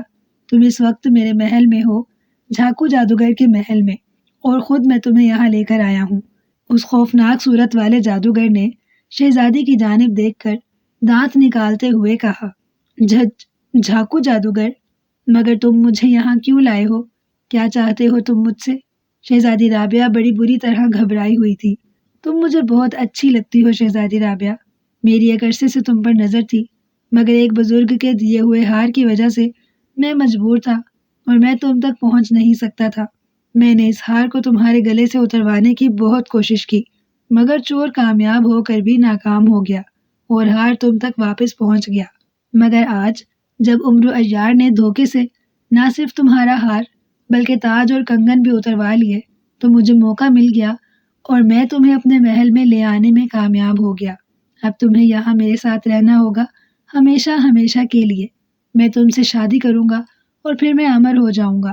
مجھے کبھی بھی موت نہیں آئے گی، میں کبھی بھی نہیں مر سکوں گا، جھاکو جادوگر نے خوفناک انداز میں قہقہا لگاتے ہوئے کہا، اور اس کی بات سن کر شہزادی رابعہ کا چہرہ زرد پڑ گیا۔ میں تم سے شادی کروں گی؟ نہیں، یہ نہیں ہو سکتا، یہ کبھی بھی نہیں ہو سکتا۔ شہزادی رابعہ نے اس کا بھیانک چہرہ دیکھ کر خوف سے کانپتے ہوئے کہا، یہ ہوگا شہزادی رابعہ، ضرور ہوگا، اور آج ہی ہوگا۔ بس مجھے جادو دیوتا سے سنہرے پھول لانے کی دیر ہے، پھر تمہاری اور میری شادی میں دنیا کی کوئی طاقت رکاوٹ پیدا نہیں کر سکتی۔ جھاکو جادوگر نے بھیانک انداز میں ہنستے ہوئے کہا، اور شہزادی خوف کے مارے تھوک نگلنے لگی۔ عین اسی وقت ایک طلسمی پتلا نمودار ہوا۔ پتلے کو دیکھ کر شہزادی رابعہ ایک خوفناک چیخ مار کر بے ہوش ہو گئی۔ پتلے کی شکل ہی اس قدر خوفناک اور بھیانک تھی۔ تم یہاں بے وقت کس لیے آئے ہو؟ اسے دیکھ کر جھاکو جادوگر نے انتہائی غصیلے لہجے میں کہا۔ اس کے یوں نمودار ہونے اور شہزادی کے خوف سے بے ہوش ہونے پر اسے سخت غصہ آ گیا تھا۔ آقا، آپ سے ملنے کے لیے سباٹا جن اور اس کے ساتھ ہی آئے ہیں۔ وہ بے حد پریشان ہیں اور آپ سے ضروری طور پر ملنا چاہتے ہیں۔ پتلے نے نہایت مؤدبانہ انداز میں جواب دیتے ہوئے کہا، اور اس کے منہ سے سباٹا کا نام سن کر جھاکو جادوگر بری طرح سے چونک گیا۔ سباٹا جن اور اس کے ساتھی وہ یہاں کس لیے آئے ہیں؟ جاؤ انہیں واپس بھیج دو، کہو کہ آقا محل میں موجود نہیں ہے، میں ان سے نہیں ملنا چاہتا۔ جھاکو جادوگر نے برا سا منہ بناتے ہوئے کہا، جو حکم عالی جا، مگر ان کے ہاتھوں میں کالی کھوپڑیاں بھی ہیں۔ وہ کہہ رہے تھے کہ اگر آقا ان سے ملنے سے انکار کر دیں تو انہیں کہیں کہ انہیں کالی کھوپڑیوں کے کالے جادو کی قسم ایک بار ان سے ملنے کی اجازت ضرور دیں۔ پتلے نے جلدی سے کہا، اور کھوپڑیوں کا نام سن کر جھاکو جادوگر کے چہرے پر الجھن آنے لگی۔ اس کے چہرے پر شدید ناگواری کے آثار تھے۔ ٹھیک ہے، بھیج دو انہیں، میں اپنے کمرہ خاص میں جا رہا ہوں، جھاکو جادوگر نے ناگواری سے کہا، اور پتلا سر جھکا کر وہاں سے غائب ہو گیا۔ پتلے کے غائب ہوتے ہی جھاکو جادوگر نے بے ہوش شہزادی رابعہ کی جانب دیکھا، پھر کچھ سوچ کر اس نے سر ہلایا اور کوئی منتر پڑھ کر فوراً وہاں سے غائب ہو کر اپنے کمرہ خاص میں آ گیا۔ پانی کا پیالہ اس نے ایک طرف رکھا اور آگے بڑھ کر ایک اونچی، بڑی اور خوبصورت مسند پر بیٹھ گیا۔ چند لمحوں کے بعد وہاں ایک ہی شکل اور ایک ہی لباس اور سنہری بالوں والے انسان اندر آ گئے۔ ان کے ہاتھوں میں سیاہ کھوپڑیاں تھیں۔ آؤ سباٹا، کیسے آئے ہو، اور یہ تمہارے ساتھ کون ہے؟ جھاکو جادوگر نے ان میں سے ایک کی جانب دیکھ کر قدرے حیرانی سے کہا، یہ میرے بھائی ہیں آقا، انہیں بھی کوکاف کے بادشاہ نے میرے ساتھ ملک بدر ہونے پر مجبور کر دیا تھا۔ میں آپ کو پہلے ہی بتا چکا ہوں کہ ہماری کوکاف کے کالے بادشاہ سے دشمنی ہے، اب وہ ہمیں جان سے مار دینا چاہتا ہے۔ اس مقصد کے لیے اس نے انسانوں کی دنیا میں جلاد جن بھی بھیج دیے ہیں۔ میرے بھائی زاراٹا جن نے انہیں اپنی آنکھوں سے دیکھا ہے۔ ہم آپ سے پناہ لینے کے لیے آئے ہیں آقا، ہمیں اپنی پناہ میں لے لیں، ورنہ جلاد جن ہمیں ڈھونڈ نکالیں گے اور وہ ہمیں فوراً مار ڈالیں گے۔ اپنے بچاؤ کے لیے ہم کچھ بھی نہیں کر سکیں گے، کیونکہ اس وقت ہم معمولی انسانوں کے روپ میں ہیں۔ سباٹا نے انتہائی پریشان لہجے میں کہا، اوہ، تو یہ بات ہے، واقعی پھر تو تم تینوں بے حد پریشان ہوگے، جھاکو جادوگر نے پرتشویش لہجے میں کہا، اور سباٹا جن نے اسبات میں سر ہلا دیا۔ جھاکو جادوگر کافی دیر تک خاموش رہا، پھر اس نے کچھ سوچتے ہوئے ان سے پوچھا، تم تینوں اس وقت انسانوں کے روپ میں ہو، یہ بات مجھے معلوم ہے، مگر تم نے مجھے یہ نہیں بتایا تھا کہ تم تینوں اپنے اصل روپ میں کس طرح سے آ سکتے ہو، اور تمہاری جناتی طاقتیں تمہیں کس طرح واپس مل سکتی ہیں۔ جھاکو جادوگر نے پوچھا، آقا، کالے بادشاہ نے ہماری طاقت رات سوتے میں 200 سالہ پرانا لاکا کے درخت کے قریب کانٹے چبھو کر ختم کر دی تھی، اور ہمیں جنوں سے انسان بنایا تھا۔ اب ہماری اصل صورت اور طاقت ہمیں اسی صورت میں واپس مل سکتی ہے کہ ہم 7 سال تک اسی انسانی دنیا میں رہیں اور اس دنیا کے جانوروں کا خون پیتے رہیں۔ 7 سال بعد نہ صرف ہمیں ہمارا اصل روپ مل جائے گا، بلکہ ہماری ساری کھوئی ہوئی طاقتیں بھی ہمارے پاس واپس آ جائیں گی۔ سباٹا جن نے جواب دیتے ہوئے کہا، 7 سال، یہ تو بہت زیادہ ہیں، ابھی تمہیں اس دنیا میں آئے ہوئے غالباً 5-6 ماہ ہی گزرے ہوں گے، یہ تو بہت مشکل ہو گئی ہے۔ کیا اس کے علاوہ کوئی اور راستہ نہیں کہ جلد سے جلد تمہیں تمہاری طاقتیں واپس مل جائیں؟ جھاکو جادوگر نے پریشانی کے عالم میں اپنی پیشانی رگڑتے ہوئے پوچھا۔ اس کے علاوہ دوسری صورت یہ ہے آقا کہ اس دنیا کے انسان خود ہمیں اپنا خون پلانے پر راضی ہو جائیں، جو کہ ناممکن ہے۔ بھلا کوئی انسان خود ہمیں اپنا خون کس طرح سے پلا سکتا ہے؟ اگر یہ ممکن ہو جائے تو ہم تینوں کو صرف 7 انسانوں کا خون پینا ہوگا، اور پھر ہم دوبارہ انسانوں سے جن بن جائیں گے۔ اوہ، اگر 7 انسانوں کا خون میں تمہیں خود مہیا کر دوں تو؟ جھاکو جادوگر نے معنی خیز انداز میں پوچھا۔ نہیں، پھر ہماری طاقت واپس نہیں آ سکتی۔ انسان خود اگر اپنا خون ہمیں پلانے کی پیشکش کرے تبھی ہم اپنی اصل حالت میں واپس آ سکتے ہیں، ورنہ دوسری کوئی صورت نہیں۔ سباٹا جن نے انکار میں سر ہلاتے ہوئے جواب دیا۔ خوب، چلو میں خود اپنے جادو کے زور سے انسانوں کو مجبور کر دوں گا کہ وہ تمہیں خود اپنا خون پلا دیں، مگر اس کے لیے تمہیں میری ایک شرط ماننا ہوگی۔ جھاکو جادوگر نے پرسوچ انداز میں کہا، ہمیں تمہاری ہر شرط منظور ہے آقا، بس تم کسی طرح ہماری طاقتیں ہمیں واپس دلا دو۔ ہم اس انسانی روپ میں آ کر تنگ ہو گئے ہیں، اگر ہمیں کچھ عرصہ اور انسانوں کے روپ میں رہنا پڑا تو یقیناً ہمیں خود کو موت کے گھاٹ اتارنا ہوگا، سباٹا جن نے جلدی سے جواب دیتے ہوئے کہا۔ ٹھیک ہے، میری شرط یہ ہے کہ تم تینوں جنوں کو اپنی طاقتیں حاصل کرنے کے بعد میرے ساتھ رہنا ہوگا۔ نہ صرف تمہیں بلکہ تمہیں اپنے جیسے کم از کم 1000 جنوں کو میرا تابع بنانا ہوگا۔ میں تمہارے ساتھ مل کر کوکاف پر حملہ کروں گا اور پھر کالے بادشاہ کو ایسی عبرتناک سزا دوں گا کہ وہ مر کر بھی مجھے نہ بھول پائے گا، جھاکو جادوگر نے کہا، اور ان تینوں کے منہ حیرت سے کھل گئے۔ وہ جھاکو جادوگر کی بات کا اصل مقصد سمجھ گئے تھے کہ وہ بھی کوکاف پر قبضہ کرنے کا خواب دیکھ رہا تھا۔ ٹھیک ہے آقا، ہمیں تمہاری یہ شرط منظور ہے، ہم تمہاری ہر بات مانیں گے اور تمہیں کوکاف کا بادشاہ بنانے میں تمہاری پوری مدد کریں گے، سباٹا جن نے سر ہلاتے ہوئے جواب دیا، اور جھاکو جادوگر چونک کر اس کی جانب دیکھنے لگا۔ اس کی بات سن کر اس کے لبوں پر مسکراہٹ آ گئی۔ خوب، تو تم میری بات کا مقصد سمجھ گئے ہو۔ بہرحال یہ لو طلسمی کلہاڑے، اور انہیں لے کر تم کسی جگہ چھپ جاؤ۔ جب بھی تمہیں کوئی انسان دکھائی دے، اس کی پشت پر کلہاڑوں سے ہلکا سا زخم لگا دینا، اور ان طلسمی کلہاڑوں سے زخمی ہو کر وہ بدمست ہو جائیں گے اور خود ہی تمہیں وہ اپنا خون پلانے کی ضد کریں گے۔ اسی طرح تم تینوں ساتھ ساتھ انسانوں کا خون پی لینا اور تمہاری شرط بھی پوری ہو جائے گی اور تمہیں تمہارا اصل روپ اور طاقت بھی واپس مل جائے گی، جھاکو جادوگر نے کہا۔ اس نے فضا میں ہاتھ لہرایا، اس کے ہاتھ میں ایک لکڑی کے دستے والا کلہاڑا آ گیا۔ کلہاڑا اس نے ایک جن کو دے دیا۔ اس نے پھر فضا میں ہاتھ لہرایا، اس کے ہاتھ میں دوسرا کلہاڑا آ گیا۔ اس طرح اس نے یہ کلہاڑا دوسرے جن کو دے کر ہاتھ لہرا کر تیسرا کلہاڑا حاضر کیا اور تیسرے جن کو دے کر اسے ہدایات دینے لگا۔ وہ تینوں جن کلہاڑے لے کر نہایت اطمینان بھرے انداز میں خوش وہاں سے نکلتے چلے گئے۔ جھاکو جادوگر نے ان کے سروں پر موجود سرخ پٹیوں پر سفید نشان بنا دیے اور ان سے کہا کہ جب تک وہ انسانی دنیا میں رہیں گے، ان کی دنیا کا کوئی جن انہیں پہچان نہیں پائے گا۔ یہ سوچ کر ان تینوں جنوں کی خوشی دو چند ہو گئی تھی۔ عمرو عیار کا جسم آگ میں بری طرح سے تپ رہا تھا۔ اس کی آنکھوں کے سامنے گہرا اندھیرا چھایا ہوا تھا اور وہ زمین پر گرا ہاتھ پاؤں مارتا ہوا بری طرح سے تڑپ رہا تھا۔ اسی وقت اچانک عمرو عیار کو شدید ٹھنڈک اور سکون کا احساس ہوا، جیسے اس کے تپتے ہوئے جسم پر کسی نے ٹھنڈا پانی ڈال دیا ہو۔ ساتھ ہی اس کی آنکھوں کے سامنے سے اندھیرا دور ہو گیا۔ اس نے دیکھا کہ وہ اس وقت ایک پانی کے تالاب میں پڑا ہوا تھا۔ تالاب زیادہ گہرا نہیں تھا۔ عمرو آسانی سے پانی میں تیرتا ہوا تالاب سے باہر آ گیا۔ جو ہی وہ تالاب سے باہر آیا، اس کے قریب 3 بار جھماکے ہوئے اور وہاں بڑے بڑے چہروں والے نہایت خوفناک جن نمودار ہوئے۔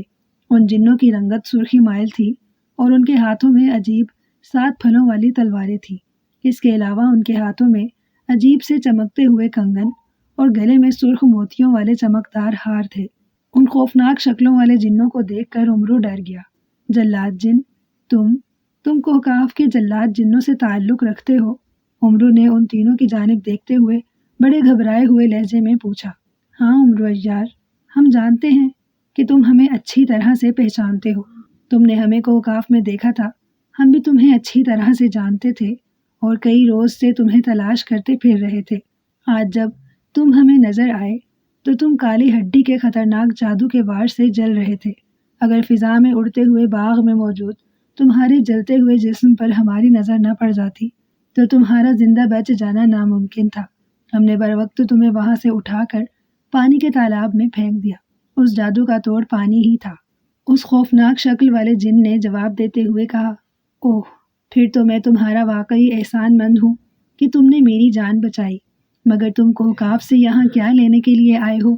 تم تو پابند ہوتے ہو اور کوہکاف کی حدود سے نکلنے کی تمہیں اجازت بھی نہیں ہوتی۔ پھر تمہارا ہماری اس انسانی دنیا میں آنے کا کیا مقصد ہو سکتا ہے؟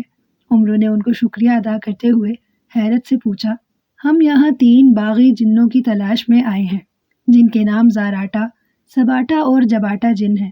انہوں نے کوہکاف میں اندھیرا مچا رکھا تھا اور اپنی شیطانی قوتوں سے نہ صرف رعایا کو بلکہ شہنشاہ کوہکاف کو بھی حد سے زیادہ ستا رکھا تھا، اور اصل میں وہ کوہکاف پر قبضہ کرنا چاہتے تھے۔ چونکہ ان کے پاس بے پناہ طاقت تھی، اس لیے وہ کسی بھی طرح ہمارے قابو میں آ ہی نہیں رہے تھے۔ شہنشاہ کوہکاف نے بڑی مشکلوں سے لاکا کے درخت کے 3 کانٹے حاصل کیے، اور جب وہ تینوں جن سو رہے تھے تو چپکے سے کانٹے ہم نے ان کے پاؤں میں چبھو دیے، جس سے ان کی ساری جناتی صلاحیتیں مفقود ہو گئی، اور شہنشاہ کوہقاف نے سزا کے طور پر انہیں انسان بنا کر انسانوں کی دنیا میں پھینک دیا۔ مگر بعد میں ہمیں اور شہنشاہ کوہقاف کو علم ہوا کہ ان جنوں نے دنیا کے ایک بہت بڑے جادوگر سے گٹھ جوڑ کر لیا ہے، اور اس جادوگر نے ان کا ساتھ دینا شروع کر دیا ہے۔ ہمارے بوڑھے بزرگ جن نے بتایا تھا کہ جس جادوگر کے ساتھ ان غدار جنوں کا گٹھ جوڑ ہوا ہے وہ اپنی طاقتوں سے بہت جلد ان کی جناتی طاقت واپس دلا دے گا، اور وہ جادوگر ان جنوں کے ساتھ کوہقاف پر حملہ کرنے کی کوشش کرے گا۔ اگر اس نے کوہقاف پر حملہ کر دیا تو اس کی طاقت کا کوئی جن بھی مقابلہ نہیں کر پائے گا، اور سچ مچ ان شیطان جنوں اور اس چھاکو نامی جادوگر کوہقاف پر قبضہ کر لیں گے۔ ہمیں بزرگ جن اور شہنشاہ کوہقاف نے ان تینوں جنوں کی ہلاکت کے لیے حکم دے کر بھیجا ہے۔ اب ہم انہی جنوں کی تلاش میں ہیں۔ ہم نے بہت کوشش کی مگر کافی تلاش کے باوجود وہ ہمیں مل نہیں رہے۔ پھر ہمیں تمہارا خیال آیا، تم اکثر کوہقاف آتے جاتے رہتے ہو، پرستان میں بھی تمہارے خاصے روابط ہیں۔ ہم نے سوچا تم ایک تو انسانوں کی دنیا میں رہتے ہو، دوسرے تمہیں جنوں کی اچھی طرح پہچان ہے۔ اگر تم ہمارے ساتھ تعاون کرو تو ہم نہایت آسانی سے ان شیطان جنوں کو تلاش کر کے انہیں ان کے انجام تک پہنچا سکتے ہیں۔ خوفناک شکل والا جلاد جن کہتا چلا گیا، جھاکو جادوگر، اسی بدبخت جادوگر نے ہی تو مجھے موت کے منہ میں پہنچانے کی کوشش کی تھی۔ وہ ویسے بھی میرا بڑا پرانا دشمن ہے، اس سے پہلے بھی کئی بار میرا ٹکراؤ اس سے ہو چکا ہے، مگر وہ ہر بار میرے ہاتھوں سے بچ نکلنے میں کامیاب ہو گیا۔ مگر اب اس کی زندگی کا وقت پورا ہو گیا ہے، اس نے مجھ پر اپنا آخری وار کر دیا ہے، اور اب میری باری ہے۔ اس کا وار کارگر تو نہ ہو سکا، مگر میرا وار خالی نہیں جائے گا، اور میں اسے اس کے انجام تک ضرور پہنچاؤں گا۔ تم مجھے ان غدار شیطان جنوں کے حلیے بتا دو، میں انہیں تلاش کرنے کی کوشش کروں گا، اور اگر وہ مجھے مل گئے تو میں انہیں پکڑ کر تمہارے حوالے کر دوں گا۔ امرو نے کہا، اور جلاد جنوں نے ان کے انسانی حلیے بتا دیے، جسے دیکھ کر اور سن کر امرو عیار بری طرح سے چونک اٹھا۔ ارے، یہ تو تم اس چور کا حلیہ بتا رہے ہو جس نے مجھے چوری کے الزام میں قید خانے میں بھجوا دیا تھا۔ وہ تمہارے ساتھ ساتھ میرے بھی مجرم ہے۔ بہرحال اچھا کیا جو تم نے مجھے ساری صورتحال بتا دی، اب میں انہیں تلاش کرنے کی ہر ممکن کوشش کروں گا، امرو نے جواب دیتے ہوئے کہا۔ پھر امرو کو اپنے حلیے کا خیال آیا، اس نے چونک کر دیکھا کہ وہ اپنے اصل روپ میں تھا۔ غالباً جھاکو جادوگر نے جب اسے جلا کر مارنے کی کوشش کی تھی تو اس کا حلیہ شاید اسی وقت ختم ہو گیا تھا۔ وہ ایک ٹھنڈا سانس بھر کر رہ گیا۔ تم ان شیطان جنوں کو الگ الگ ہو کر تلاش کرو، اور میں بھی ان کی تلاش میں نکلتا ہوں۔ تم مجھے کوئی آسان سی ترکیب بتا دو، اگر وہ جن مجھے نظر آ جائیں تو میں تمہیں کس طرح سے بتا سکتا ہوں؟ امرو نے سوچتے ہوئے پوچھا۔ امرو، اگر تمہیں وہ جن دکھائی دے جائیں تو تم 3 بار کالے بادشاہ کے جلاد جن کہہ کر ہمیں آواز دینا، ہم فوراً اس جگہ پہنچ جائیں گے جہاں سے تم ہمیں پکار رہے ہوگے، اور اگر وہ جن ہمیں مل گئے تو ہم انہیں اپنی گرفت میں لے کر تمہارے پاس آ جائیں گے۔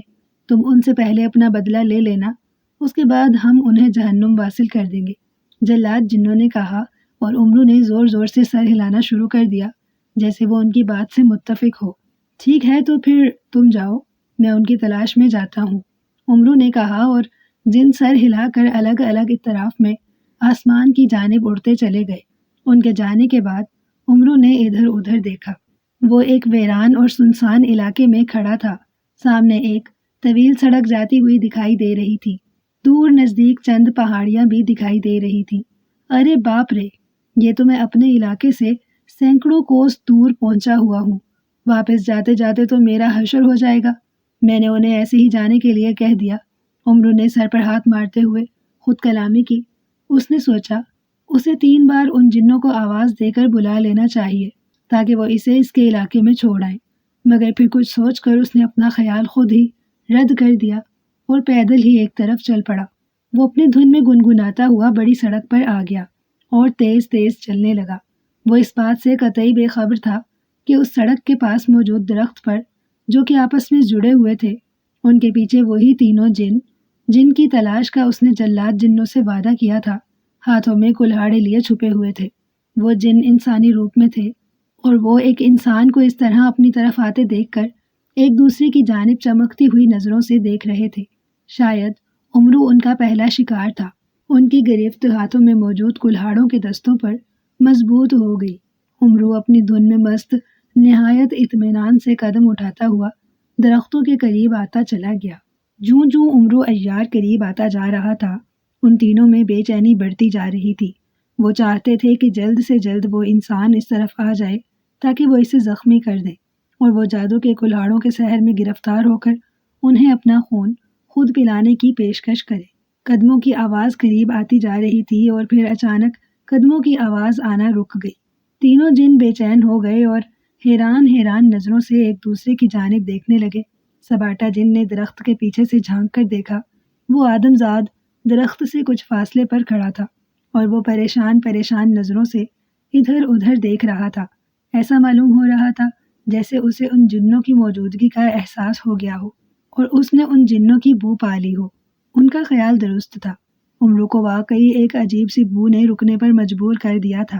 یہ بو عموماً جنوں اور دیووں کے جسموں سے آتی ہوئی محسوس ہوتی ہے، اور امرو چونکہ اکثر جنوں اور دیووں سے مقابلہ کرتا رہتا تھا، اس لیے وہ اس کی بو کو اچھی طرح سے پہچانتا تھا۔ اس کا دماغ چیخ چیخ کر اس سے کہہ رہا تھا کہ کچھ جن اس کے ارد گرد کہیں موجود ہیں، اور اس کا دل ایک انجانے خطرے کے تحت دھڑک رہا تھا۔ پہلے اس نے خیال کیا کہ شاید جلاد جن اس کے قریب کہیں موجود ہوں، مگر جلاد جنوں کو بھلا اس سے چھپنے کی کیا ضرورت تھی؟ وہ تو اس کے سامنے الگ الگ سمتوں میں اڑ کر گئے تھے، پھر یہاں اور کون سے جن ہو سکتے ہیں؟ وہ ابھی سوچ ہی رہا تھا، اس کی نظریں سامنے درختوں پر جمی ہوئی تھی اور اسے جنوں کی بو اس طرف سے آتی ہوئی محسوس ہو رہی تھی۔ امرو نے احتیاط کے پیش نظر کمر میں اڑسا ہوا خنجر نکال کر ہاتھ میں لے لیا۔ تم جو کوئی بھی ہو میرے سامنے آ جاؤ، مجھے تمہاری موجودگی کا احساس ہو گیا ہے۔ میں جانتا ہوں کہ تم جنوں کی نسل سے تعلق رکھتے ہو۔ اگر تم اپنی خیریت چاہتے ہو تو خود ہی میرے سامنے آ جاؤ۔ امرو نے درختوں کی جانب دیکھتے ہوئے تیز لہجے میں کہا۔ اس کی بات سن کر وہ تینوں پریشان ہو گئے۔ میں تمہیں پھر کہہ رہا ہوں کہ درختوں کے پیچھے سے نکل آؤ، ورنہ میرے پاس ایک ایسی طاقت ہے کہ میں تم سب کو ایک لمحے میں جلا کر خاکستر کر دوں گا۔ امرو نے اندھیرے میں تیر جلاتے ہوئے کہا۔ اتفاق سے اس کا چلایا ہوا تیر ٹھیک نشانے پر بیٹھا اور وہ تینوں اس کے سامنے آ کر ڈر گئے۔ وہ جلدی سے اس کے سامنے آئے اور انہیں دیکھ کر امرو عیار بری طرح سے چونک اٹھا۔ چور! تم وہی ہو نا جس نے مجھے بادشاہ کے سامنے چوری کے الزام میں پھنسوا دیا تھا؟ اور تم انسان نہیں بلکہ جن ہو، کوکاف کے غدار اور شیطان جن۔ انہیں دیکھ کر امرو نے حیرت سے اچھلتے ہوئے کہا۔ اس کے چہرے پر حیرت تھی اور آنکھیں پھٹنے کو آ رہی تھی۔ شاید اسے اپنی آنکھوں پر اعتبار ہی نہیں آ رہا تھا کہ یہ وہی 3 شیطان جن ہیں جن کی تلاش کا اس نے جلاد جنوں سے وعدہ کر رکھا ہے۔ ہاں، ہم وہی ہیں، مگر تمہیں ہماری موجودگی کا احساس کس طرح سے ہوا؟ ہم تو تمہارے آگے بڑھنے کا انتظار کر رہے تھے تاکہ ہم تمہاری پشت پر کلہاڑے کا وار کریں اور تم زخمی ہو کر ہمیں اپنا خون پلاؤ۔ سچ سچ بتاؤ، تم ہمیں کیسے جانتے ہو؟ ان میں سے ایک نے امرو کی جانب خونخوار نظروں سے دیکھتے ہوئے پوچھا۔ مجھے تمہارے بارے میں جلاد جنوں نے بتایا تھا، جو کوہکاف سے تمہاری ہلاکت کا پروانہ لے کر تمہیں تلاش کرتے پھر رہے ہیں۔ ان بیچاروں کو کیا معلوم کہ وہ جن جنہیں وہ تلاش کر رہے ہیں قریب ہی اس جگہ چھپے ہوئے ہیں۔ میں شاید تم کو نہ پہچان پاتا، مگر انسانی روپ میں ہونے کے باوجود تمہارے جسموں سے جنوں کی مخصوص بو آ رہی ہے۔ اس وجہ سے مجھے یہاں تمہاری موجودگی کا احساس ہو گیا، وگرنہ شاید میں تمہارا شکار بن جاتا اور یہاں میری لاش پڑی ہوتی۔ امرو نے جواب دیتے ہوئے کہا۔ اوہ، تو تم جلاد جنوں سے مل چکے ہو؟ یہ تو بہت خطرناک بات ہے۔ جلاد جن تو ہمیں نہیں پہچان سکتے، البتہ اس آدم زاد نے ہمیں پہچان لیا ہے۔ اس کا زندہ رہنا ہمارے لیے بہت خطرناک ہوگا۔ جباٹا، زاراٹا، اس کا یہی خاتمہ کر دو۔ اسے مار کر ہم آقا جھاکو جادوگر کے پاس پھر جاتے ہیں اور ان سے درخواست کرتے ہیں کہ وہ ہماری جناتی بو بھی ختم کر دے، ورنہ اس آدم زاد کی طرح کوئی اور بھی ہماری بو پا کر ہم تک پہنچ سکتا ہے۔ سناٹا جن نے اپنے ساتھیوں سے کہا اور انہوں نے اس بات میں سر ہلا دیے، اور پھر وہ تینوں کلہاڑے اٹھا کر نہایت خوفناک انداز میں امرو عیار کی جانب بڑھنے لگے۔ خبردار، خبردار، میری طرف اس طرح خون خوار انداز میں بڑھنے کی کوشش مت کرو، ورنہ میں تمہیں مار ڈالوں گا۔ رک جاؤ، میں کہتا ہوں رک جاؤ۔ امرو انہیں خونخوار انداز میں اپنی جانب بڑھتا دیکھ کر بوکھلا گیا اور ان کے سامنے خنجر لہرانے لگا، مگر وہ بھلا اس کے معمولی اور چھوٹے سے خنجر سے کیا ڈرتے۔ انہوں نے یک لخت کلہاڑے بلند کیے اور پھر انہوں نے ایک ساتھ امرو پر حملہ کر دیا۔ ان کا حملہ بے حد تیز اور جارحانہ تھا۔ امرو عیار بجلی کسی تیزی کے ساتھ نیچے بیٹھ گیا۔ اس کے اچانک نیچے بیٹھ جانے کی وجہ سے تینوں جنوں کے کلہاڑے ہوا میں لہرا گئے۔ امرو نیچے بیٹھ کر تیزی سے پنجوں کے بل چلتا ہوا ان سے دور ہٹ گیا، مگر وہ جن بے حد تیز تھے۔ انہوں نے ایک ساتھ چھلانگیں لگائیں اور ایک بار پھر امرو عیار کے قریب آ گئے۔ انہوں نے ایک مرتبہ پھر امرو کو کلہاڑے سے مارنا چاہا، مگر امرو ایک بار پھر چکنی مچھلی کی طرح پھسلتا ہوا ان کے درمیان سے نکلتا چلا گیا۔ یہ دیکھ کر وہ تینوں طیش میں آ گئے اور غراتے ہوئے نہایت خوفناک انداز میں بار بار امرو پر حملہ کرنے لگے۔ امرو کی قسمت اچھی تھی کہ وہ اچھل کود کر کے اور دائیں بائیں بھاگ کر ان کے حملوں سے خود کو بچا رہا تھا۔ اگر اس کی جگہ وہاں کوئی اور ہوتا تو وہ تینوں جن اب تک اس کے ہزاروں ٹکڑے کر چکے ہوتے۔ یک بارگی سباٹا نے امرو پر کلہاڑا مارنے کی کوشش کی تو امرو تیزی سے نیچے بیٹھ گیا، مگر اس وقت سباٹا نے اپنی ٹانگ گھما کر امرو کو دے ماری۔ امرو لات کھا کر الٹ کر گر پڑا۔ اس سے قبل کہ وہ اٹھتا، سباٹا جن نے اس کے سینے پر پاؤں رکھ دیا اور کلہاڑا اس انداز میں بلند کر لیا جیسے وہ امرو کے چہرے پر مار کر اس کے 2 ٹکڑے کر دینا چاہتا ہو۔ یہ دیکھ کر امرو عیار بری طرح سے چیخ اٹھا، ٹھہرو، ایک لمحے کے لیے ٹھہر جاؤ، مجھے مت مارو، میں تم سے ایک ضروری بات کرنا چاہتا ہوں۔ امرو عیار نے چیخ کر کہا اور سباٹا کا ہاتھ رک گیا۔ کیا کہنا چاہتے ہو؟ سباٹا نے اس کے سینے سے پاؤں ہٹائے بغیر خونخوار انداز میں پوچھا۔ اگر تم چاہو تو میں تمہاری خاطر ان جلاد جنوں کا خاتمہ کر سکتا ہوں جو تمہاری تلاش میں یہاں آئے ہوئے ہیں۔ امرو نے جلدی سے کہا اور وہ چونک پڑے۔ کیا کہا؟ تم ان جلاد جنوں کا خاتمہ کر سکتے ہو؟ یہ کیسے ممکن ہے؟ تمہارا دماغ تو نہیں چل گیا؟ بھلا تم جلاد جنوں کا خاتمہ کس طرح کر سکتے ہو؟ ان کا خاتمہ ناممکن ہے۔ انہوں نے اپنی جانیں کالے بادشاہ کے پاس چھپا رکھی ہیں۔ جب تک کالا بادشاہ نہ چاہیں ان جنوں کا کوئی بھی خاتمہ نہیں کر سکتا۔ تم ہمیں دھوکہ دینے کی کوشش مت کرو۔ تمہیں مرنے سے ہمارے ہاتھوں دنیا کی کوئی بھی طاقت نہیں بچا سکتی۔ سباٹا جن کے ساتھ ساتھ جباٹا جن نے انتہائی غصیلے انداز میں کہا اور اس نے ایک بار پھر کلہاڑا بلند کر لیا۔ یہ دیکھ کر امرو پھر چیخ پڑا، ٹھہرو، پہلے میری تم پوری بات تو سن لو۔ تم نہیں جانتے کہ میں ایک بہت بڑا جادوگر ہوں۔ تم اس بات سے اندازہ نہیں لگا سکتے کہ میں نے تم تینوں کی موجودگی کا یہاں کتنی آسانی سے پتہ لگا لیا تھا۔ میرے پاس جادو کی بڑی بڑی طاقتیں ہیں۔ اگر میں چاہوں تو کالے بادشاہ سے ان جلاد جنوں کی جانیں چھین کر واپس لا سکتا ہوں اور جلاد جنوں کو ایک لمحے میں تمہارے قدموں میں لا کر پھینک سکتا ہوں۔ تم اچھی طرح سے جانتے ہو کہ جب کسی جن یا جادوگر کی جان واپس جاتی ہے تو چند لمحوں کے لیے اس کی ساری جادوئی یا جناتی طاقتیں ختم ہو جاتی ہیں۔ جب جلاد جن تمہارے قدموں میں گر پڑیں گے تب ان کی بھی طاقتیں وقتی طور پر ختم ہو چکی ہوں گی اور تم ان کو نہایت آسانی سے ہلاک کر سکتے ہو۔ تم جنوں کی نگری سے تعلق رکھتے ہو، مگر پھر بھی شاید تمہیں اپنی جن نگری کا قانون نہیں معلوم۔ جن بادشاہ اپنے غداروں یا دشمنوں کی ہلاکت کے لیے صرف اور صرف 3 جلاد جنوں کو مامور کر سکتا ہے۔ اول تو وہ جلاد جنوں کو جن نگری سے نکلنے ہی نہیں دیتا، اور اگر وہ 3 جلاد جنوں کو جن نگری سے باہر بھیج بھی دے تو وہ کسی بھی صورت میں اور کسی بھی طرح وہ جلاد جن کو باہر نہیں بھیج سکتا۔ اب اگر ان تینوں جلاد جنوں کا خاتمہ کر دیا جائے تو کیا تم کالے بادشاہ سے ہمیشہ کے لیے نجات نہیں حاصل کر لو گے؟ ان 3 جلاد جنوں کے مرنے کے بعد تمہاری طرف کوئی جن آنکھ اٹھا کر بھی نہیں دیکھ سکے گا۔ امرو عیار جلدی جلدی سے کہتا چلا گیا اور وہ تینوں جن حیران ہو کر اس آدم ذات کی جانب دیکھنے لگے۔ واقعی اس نے نہایت عقل مند بات کی تھی۔ اس طرح انہیں ہمیشہ کے لیے اپنے کالے بادشاہ جن سے نجات مل سکتی تھی اور جلاد جنوں کے خطرے سے وہ ہمیشہ کے لیے محفوظ ہو سکتے تھے۔ بہت خوب آدم ذات، تم نے ہمیں واقعی بڑے پتے کی بات بتائی ہے۔ واقعی جب تک ہماری جناتی طاقت واپس نہیں مل جاتی اس وقت تک ہمیں جلاد جنوں کی طرف سے بے پناہ خطرہ رہے گا۔ اگر تم کسی طرح ان جلاد جنوں کا خاتمہ کر دو تو ہم تمہارا احسان زندگی بھر نہیں بھولیں گے۔ سباٹا جن نے جلدی سے کہا اور امرو کے سینے سے پاؤں ہٹا لیا۔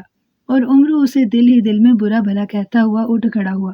اس نے زیر لب 3 بار جلاد جنوں کو آواز دی۔ جو ہی اس نے جلاد جنوں کو پکارا، یک لخت وہاں تیز ہوا چلنے لگی اور عجیب زناٹے دار آواز آنے لگی۔ یہ آواز سن کر وہ تینوں جن چونک اٹھے۔ جلاد جن آ گئے، جلاد جن آ گئے، ان کے منہ سے ڈرے ڈرے لہجے میں نکلا اور وہ نہایت تیزی سے کلہاڑے پھینک کر ایک طرف بھاگتے چلے گئے۔ اسی وقت 3 بار روشنی چمکی اور وہاں جلاد جن آ نمودار ہوئے۔ جلاد جنوں، تمہارے مجرم جن وہ بھاگے جا رہے ہیں، پکڑ لو انہیں، جانے نہ پائیں۔ عمرو نے جلاد جنوں کو دیکھ کر تیز لہجے میں کہا اور نمودار ہونے والے جلاد جن ان بھاگتے ہوئے انسانوں کو دیکھنے لگے۔ ایک لمحے کے لیے وہ تینوں جن غائب ہوئے اور عمرو عیار نے ان تینوں انسانی جنوں کو زمین پر اچھل کر گرتے دیکھا، مگر دوسرے ہی لمحے وہ زمین سے دوبارہ اٹھ کر ایک طرف بھاگتے چلے گئے۔ اسی وقت جلاد جن دوبارہ عمرو کے پاس نمودار ہوئے۔ کیا کہہ رہے ہو تم عمرو عیار؟ وہ ہمارے مطلوبہ جن نہیں، وہ تو عام انسان ہے۔ ہاں، ان کے حلیے تو ضرور ہمارے غدار جنوں جیسے ہیں، مگر وہ آقا کے دشمن جن ہرگز نہیں۔ ایک جلاد جن نے عمرو کی جانب ناخوشگوار نظروں سے دیکھتے ہوئے کہا، ارے وہ وہی جن ہیں، میں نے انہیں پہچان لیا تھا اور تم جن ہو کر اپنے دشمنوں کو نہیں پہچان سکے۔ تم یہی رکو، میں انہیں پکڑ کر لاتا ہوں۔ عمرو نے حیرت سے چیختے ہوئے کہا اور اس نے بڑی تیزی کے ساتھ ایک طرف دوڑ لگا دی۔ اسے اس بری طرح بھاگتے دیکھ کر پہلے جلاد جن حیران ہوئے، پھر وہ تینوں بھی عمرو کے پیچھے بھاگنے لگے۔ آقا جھاکو جادوگر، ہماری مدد کرو، آقا ہماری مدد کرو، جلاد جن ہمارے پیچھے لگ گئے ہیں، ہماری مدد کرو۔ وہ انتہائی خوف زدہ انداز میں چیختے ہوئے بھاگ رہے تھے۔ عین اسی وقت ایک زوردار کڑاکا ہوا اور آسمان پر بجلی سی چمکی، اور دوسرے ہی لمحے آسمانی بجلیوں کا لہراتا ہوا جال ان جلاد جنوں پر آ پڑا۔ جلاد جنوں کو ایک زوردار جھٹکا لگا اور وہ بجلیوں کے جال میں لپٹے ہوئے ایک زوردار دھماکے سے منہ کے بل زمین پر آ گرے۔ ان کے منہ سے اذیت ناک چیخیں نکل رہی تھی۔ بجلیوں کے کڑکنے اور بجلی کا جال جلاد جنوں پر گرتے دیکھ کر عمرو بری طرح سے بوکھلا گیا تھا اور وہ انتہائی سرعت سے چھلانگ لگا کر دائیں طرف موجود ایک درخت کے عقب میں ہو گیا۔ اس نے درخت کے پیچھے سے جھانک کر دیکھا، جلاد جن بجلی کی لہروں کے جال میں پھنسے بڑی بری طرح اذیت ناک آواز میں چیخ رہے تھے۔ عمرو نے دوسری طرف دیکھا، انسانی جن نہ جانے درختوں کے جھنڈ میں کس طرف اور کہاں غائب ہو گئے تھے۔ عمرو حیران ہو رہا تھا کہ جلاد جنوں پر بجلی جادوگر کا وار کس نے کیا ہے۔ انسانی جن چیخ چیخ کر جھاکو جادوگر کو آوازیں دے رہے تھے، کہیں یہ وار جھاکو جادوگر نے تو نہیں کیا؟ عمرو عیار نے سوچا، پھر یوں سر ہلانے لگا جیسے اسے پختہ یقین ہو گیا ہو کہ بجلی جادو کا وار جلاد جنوں پر جھاکو جادوگر نے ہی کیا ہے۔ عمرو پریشانی کے عالم میں سوچنے لگا کہ اب اسے کیا کرنا چاہیے۔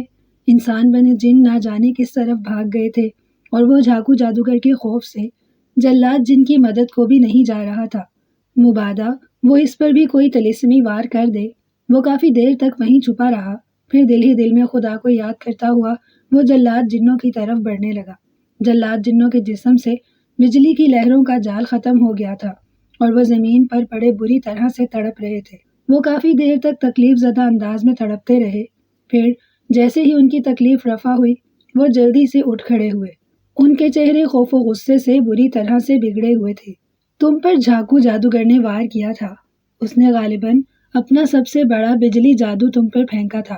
اگر تمہاری جان کالے بادشاہ کے پاس نہ ہوتی تو تم ایک لمحے میں ان لہروں میں جل کر خاک ہو جاتے، عمرو نے کہا اور انہوں نے اس بات میں سر ہلا دیا۔ تم ٹھیک کہہ رہے ہو عمرو، مگر ہم اس بدبخت جادوگر سے اس خوفناک طلسمی وار کا انتقام ضرور لیں گے۔ اس نے نہ صرف ہم پر طلسمی وار کیا ہے بلکہ اس نے اپنے پاس ہمارے دشمنوں کو پناہ بھی دے رکھی ہے۔ ہم اسے ہرگز زندہ نہیں چھوڑیں گے۔ ایک جلاد جن نے غصے سے لرزتے ہوئے کہا، بڑی مشکلوں سے تمہارے دشمن جن نظروں میں آئے تھے، وہ بھی بھاگ گئے۔ اب تم انہیں اور جھاکو جادوگر کو کہاں تلاش کرو گے؟ نہ جانے وہ کون سے 7 پردوں میں چھپا ہوا ہے۔ عمرو نے کف افسوس ملتے ہوئے کہا، اس وقت اصل میں ہم بھی ان جنوں کو پہچان نہیں سکے تھے۔ اصل میں ان کے ماتھے پر موجود سرخ پٹیوں پر جھاکو جادوگر نے نشان ڈال دیے تھے، جس کی وجہ سے ہم انہیں عام انسان ہی سمجھے۔ وہ نشان اصل میں طلسماتی تھے، مگر اب ہم نے انہیں پہچان لیا ہے۔ تم گھبراؤ نہیں عمرو، ہم نے شیطان جنوں کو جب بھاگتے دیکھا تھا تو اس وقت ان کے ہاتھوں میں کلہاڑے تھے۔ تم ان تینوں جنوں کے کسی ایک کلہاڑے کو ڈھونڈ کر لے آؤ، پھر دیکھو ہم کس طرح اس بدبخت جادوگر کے ٹھکانے تک پہنچتے ہیں۔ جلاد جن نے جلدی سے جواب دیتے ہوئے کہا، اور عمرو عیار اس کی بات سن کر تیزی سے اس طرف دوڑ گیا جس طرف اس کا اور ان جنوں کا مقابلہ ہوا تھا۔ وہاں اسے تینوں کلہاڑے پڑے ہوئے مل گئے۔ عمرو نے تینوں کلہاڑے اٹھا لیے اور انہیں لے کر جلاد جنوں کے پاس آ گیا۔ ان کلہاڑوں کو جلاد جن عمرو کے ہاتھ سے لے کر غور سے دیکھنے لگے، پھر انہوں نے ان کلہاڑوں کے دستوں کو سونگھا، فوراً ہی ان کی آنکھوں میں چمک ابھر آئی۔ تاکام جادو، اوہ، ان دستوں والے کلہاڑوں کو تاکام جادو کے ذریعے حاصل کیا گیا ہے، اور تاکام جادو زمین کے اندر رہ کر کیا جا سکتا ہے۔ اس کا مطلب ہے کہ جھاکو جادوگر زمین کے اندر کسی جگہ پر رہتا ہے۔ ٹھہرو، ہم اس دنیا کے زمینی جن کو بلاتے ہیں، وہ ہمیں اپنے علم سے فوراً بتا دے گا کہ جھاکو جادوگر کہاں ہے یا اس کا محل کہاں ہے۔ جلاد جن نے کہا، اور اس نے کچھ پڑھ کر زور سے زمین پر پاؤں مارا۔ ایک زوردار دھماکہ ہوا اور زمین کا ایک حصہ پھٹ گیا۔ اسی وقت اس میں سے ایک نہایت موٹا اور بھدے جسم کا ٹھگنے قد والا جن باہر آ گیا۔ اس کا ناک کافی لمبا تھا اور اس کے سر پر 2 سینگ بھی تھے۔ اوہ، کوہکاف کے جلاد جن، اور یہاں خیر تو ہے؟ تم نے مجھے کس لیے بلایا ہے؟ اس موٹے جسم والے جن نے حیرت سے جلاد جنوں کو دیکھتے ہوئے پوچھا۔ ہمیں یہاں ایک خاص مقصد کے لیے شہنشاہ کوہکاف کالے بادشاہ نے بھیجا ہے زمینی جن۔ ہمیں تمہاری مدد کی ضرورت ہے۔ اس دنیا میں زمین کے اندر ایک جھاکو نامی جادوگر رہتا ہے، کیا تم ہمیں وہاں تک پہنچا سکتے ہو؟ جلاد جن نے کہا۔ جھاکو جادوگر؟ اوہ ہاں، اس زمین کی انتہائی گہرائی میں ایک سرخ رنگ کا محل ہے اور اس میں جھاکو جادوگر رہتا ہے، مگر اس محل میں جانا نہایت مشکل کام ہے۔ میں اس محل میں زیادہ سے زیادہ تم میں سے کسی ایک کو لے جا سکتا ہوں۔ ویسے تمہیں یہ بات میں خاص طور پر بتا دوں کہ اس نے اپنے محل کی حفاظت کے لیے نہایت خوفناک انتظام کر رکھے ہیں، جن کی وجہ سے محل میں ایک معمولی سی چونٹی بھی داخل نہیں ہو سکتی۔ موٹے جن نے جواب دیتے ہوئے کہا، اور اس کی بات سن کر تینوں جلاد جن پریشان ہو گئے۔ ٹھیک ہے موٹے جن، اوہ میرا مطلب ہے زمینی جن، تم ان جلاد جنوں کے بجائے مجھے اس جادوگر کے محل تک پہنچا دو۔ میں محل میں خود ہی کسی نہ کسی طریقے سے داخل ہو جاؤں گا، اور جلاد جنوں، تم مجھے وہ طریقہ بتلا دو کہ میں اس شیطان جنوں کو کس طرح سے خاتمہ کر سکتا ہوں۔ میں کوشش کروں گا کہ جھاکو جادوگر کے ساتھ ساتھ میں ان تینوں شیطان جنوں کا بھی خاتمہ کر دوں۔ عمرو نے پہلے موٹے جن اور پھر ان جلاد جنوں سے مخاطب ہو کر کہا۔ پہلے تو جلاد جنوں نے عمرو کی بات ماننے سے انکار کر دیا، اور وہ زمینی جن سے کہنے لگے کہ وہ کسی طرح ان تینوں کو جھاکو جادوگر کے محل تک پہنچا دے، مگر زمینی جن نے ان کی بات ماننے سے انکار کر دیا۔ تب مجبوراً انہیں عمرو عیار کی بات ماننا پڑی۔ ان میں سے ایک جن نے عمرو کو 7 پھلوں والی تلوار دے دی، اور دوسرے جن نے اپنے ہاتھ سے کنگن اتار کر عمرو کے حوالے کر دیے، اور تیسرے جلاد جن نے گلے سے سرخ موتیوں والا ہار عمرو کے گلے میں ڈالتے ہوئے کہا، عمرو عیار، ان 3 چیزوں کی موجودگی میں ہی تم ان غدار جنوں کو موت کے گھاٹ اتار سکتے ہو۔ جو ہی تمہیں وہ جن کہیں دکھائی دیں، تم ان 7 پھلوں والی تلوار سے ان کو زخمی کر دینا۔ وہ زمین پر گر کر جب تڑپنے لگیں تو یہ کنگن اور سرخ موتیوں والے ہار کو تم ان پر پھینک دینا، وہ فوراً جل مریں گے۔ اس کنگن اور موتیوں کے ہار کی موجودگی میں تم پر جھاکو جادوگر کا کوئی بھی وار اثر انداز نہیں ہو سکے گا۔ جلاد جن نے عمرو کو ہدایات دیتے ہوئے کہا، اور عمرو نے سر ہلاتے ہوئے ان سے تینوں چیزیں لے لیں۔ پھر زمینی جن نے عمرو عیار کا ہاتھ پکڑا اور وہ اسے لے کر اس پھٹی ہوئی زمین میں کود گیا۔ ایک لمحے کے لیے عمرو کو ایسا محسوس ہوا جیسے وہ کسی گہرے اور اندھے کنویں میں گرتا چلا جا رہا ہو، مگر چند ہی لمحوں بعد اس کے قدم زمین سے آ لگے۔ زمینی جن نے عمرو کا ہاتھ پکڑ رکھا تھا اور وہ عمرو کو ایک طرف کھینچنے لگا۔ عمرو اس کے ساتھ چل پڑا۔ کچھ ہی دیر بعد اس کے سامنے روشنی سی چمکتی ہوئی دکھائی دی۔ لو آدمزاد، وہ سامنے جو تمہیں روشنی دکھائی دے رہی ہے، تم اس طرف چلے جاؤ۔ اس اندھیری غار سے باہر نکلتے ہی تمہیں جھاکو جادوگر کا سرخ محل دکھائی دے جائے گا۔ عمرو کا زمینی موٹے جن کی آواز سنائی دی اور عمرو نے اس بات میں سر ہلا دیا، اور موٹے جن نے عمرو کا ہاتھ چھوڑ دیا، اور پھر عمرو اس روشنی کی طرف بڑھتا چلا گیا۔ پھر جیسے اسے کوئی خیال آیا، اس نے جلدی سے زنبیل سے روغن عیاری نکالا اور پھر جلدی جلدی اپنا حلیہ بدلنے لگا۔ چند ہی لمحوں میں اس نے اپنا حلیہ ایک بوڑھے جادوگر جیسا بنا لیا تھا، اس کے چہرے پر بے شمار جھریاں نظر آ رہی تھیں، سر، داڑھی اور مونچھیں، حتیٰ کہ اس نے اپنی بھویں تک برف کی مانند سفید کر لی تھیں، اور اس نے اپنے جسم پر جگہ جگہ فاسفورس نما سفوف لگا لیا تھا، جس کی وجہ سے اس کا جسم آگ کی طرح چمکتا ہوا دکھائی دینے لگا۔ اس نے زنبیل سے ایک سیاہ رنگ کی ہڈی نکال کر ہاتھ میں لے لی اور تیز تیز قدم اٹھاتا ہوا روشنی کی طرف بڑھتا چلا گیا۔ ان جلاد جنوں کو میں نے وقتی طور پر بجلی جادو کا وار کر کے مفلوج کر دیا ہے، اور اب تمہیں کبھی بھی وہ تلاش نہیں کر سکیں گے۔ تم یہی میرے ساتھ اس زمین دوست تہخانے میں رہو اس وقت تک جب تک کہ جلاد جن مایوس ہو کر واپس نہیں لوٹ جاتے۔ جھاکو جادوگر اپنے سامنے کھڑا انسان بنے جنوں سے کہہ رہا تھا۔ ان تینوں کے چہرے ستے ہوئے تھے اور وہ انتہائی خوف زدہ دکھائی دے رہے تھے۔ جھاکو جادوگر کی بات سن کر انہوں نے اس بات میں سر ہلا دیے اور وہاں سے دوسرے کمرے میں چلے گئے، اور جھاکو جادوگر کسی گہری سوچ میں ڈوب گیا۔ اسی وقت وہاں ایک طلسمی پتلا نمودار ہوا۔ جھاکو جادوگر چونک کر اس کی جانب دیکھنے لگا۔ آقا، کالے جادوگروں کی دنیا سے آپ کا استاد تھامو جادوگر آیا ہے، اور وہ آپ سے بہت ضروری کام کے سلسلے میں ملنا چاہتا ہے، طلسمی پتلے نے نہایت مؤدبانہ لہجے میں کہا، اور جھاکو جادوگر چونک پڑا۔ کالے جادوگروں کی دنیا سے میرا استاد تھامو جادوگر؟ یہ کون ہے؟ کہاں ہے وہ؟ جھاکو جادوگر نے حیران ہو کر کہا۔ محل کے باہر اسے طلسمی طاقتوں نے روک رکھا ہے، اس کے جسم سے آگ نکل رہی ہے۔ اس نے کہا تھا کہ اگر جھاکو جادوگر نے اس سے ملنے سے انکار کر دیا تو وہ جو ضروری پیغام لایا ہے وہ اگر جھاکو جادوگر نے نہ سنا تو جادو دیوتا اس سے ناراض ہو جائیں گے اور غصے میں آ کر اس سے اس کی ساری جادو کی طاقتیں چھین لیں گے۔ پتلے نے جواب دیتے ہوئے کہا، بلاؤ اسے، میں دیکھوں تو صحیح تھامو جادوگر ہے کون، اور جادو دیوتا کا ایسا کون سا خاص پیغام لایا ہے جو اگر میں نے نہ سنا تو جادو دیوتا مجھ سے ناراض ہو کر میری ساری قوتیں چھین لیں گے۔ جھاکو جادوگر نے شدید حیرانی کے عالم میں کہا، اور طلسمی پتلا وہاں سے غائب ہو گیا۔ چند ہی لمحوں بعد وہی پتلا ایک بوڑھے جادوگر کو لیے اندر داخل ہوا، جس کی کمر جھکی ہوئی تھی اور واقعی اس کے جسم پر آگ کے شعلے سے چمکتے ہوئے دکھائی دے رہے تھے۔ جھاکو جادوگر اس جادوگر کو دیکھ کر جلدی سے اٹھ کھڑا ہوا۔ جس جادوگر کے جسم سے شعلے نکل رہے ہوں، واقعی اس سے اندازہ ہوتا تھا کہ وہ کوئی بہت بڑا جادوگر ہے۔ آئیے آئیے تھامو جادوگر، زہ نصیب، زہ نصیب، کالے جادوگروں کی دنیا سے آپ میرے لیے جادو دیوتا کا پیغام لائے ہیں۔ ضرور کوئی اہم بات ہوگی جو آپ نے خود تکلیف کی، ورنہ دنیا کا بڑے سے بڑا جادوگر میرے محل تک پہنچ ہی نہیں سکتا۔ آئیے تخت پر تشریف رکھیے، جھاکو جادوگر نے نہایت احترام بھرے لہجے میں کہا، اور اس نے پتلے کو وہاں سے جانے کا اشارہ کر دیا۔ پتلا جھاکو جادوگر کا اشارہ پا کر فوراً وہاں سے غائب ہو گیا۔ بوڑھا جادوگر جو اصل میں عمر و اجار تھا، لرزتے ہوئے قدموں سے آگے بڑھا اور جھاکو جادوگر کے تخت پر بیٹھ گیا اور ہاتھ میں پکڑی ہوئی سیاہ ہڈی کو لہرانے لگا۔ ہمیں جادو دیوتا نے تمہیں ایک بہت بڑی خوشخبری سنانے کے لیے بھیجا ہے جھاکو جادوگر۔ ہم تمہیں وہ خوشخبری سنائیں گے تو تم خوشی سے پاگل ہو جاؤ گے، اور تم، ارے جن، اس محل میں جنوں کی بو، یہ کیسے ہو سکتا ہے؟ جھاکو جادوگر، کیا اس محل میں جن موجود ہیں؟ امرو نے کہا، اور پھر اچانک ناک چوڑی کر کے کچھ سونگھنے لگا۔ جن؟